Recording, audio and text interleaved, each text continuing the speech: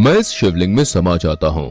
तुम इसे उठाकर लंका ले जाओ, किंतु याद रहे इसे भूमि पर रखने की भूल मत करना, वरना ये वही स्थापित हो जाएगा।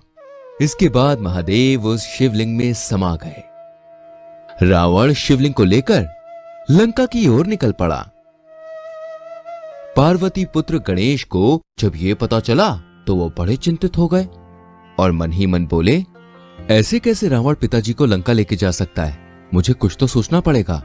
गणेश जी ने रावण को रोकने के लिए बहुत सारी तरकीबें सोची, जैसे कि उसके रास्ते पे अपनी माया से कांटे बिछा दिए, जंगल में आग लगा दी और ना जाने कितना कुछ किया, पर रावण ने शिवलिंग को जमीन पर नहीं रखा।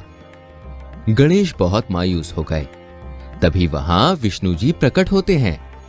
गणेश पुत्र, जहां पे बुद्धि के प्रयोग से काम बन जाता है, वहां अपने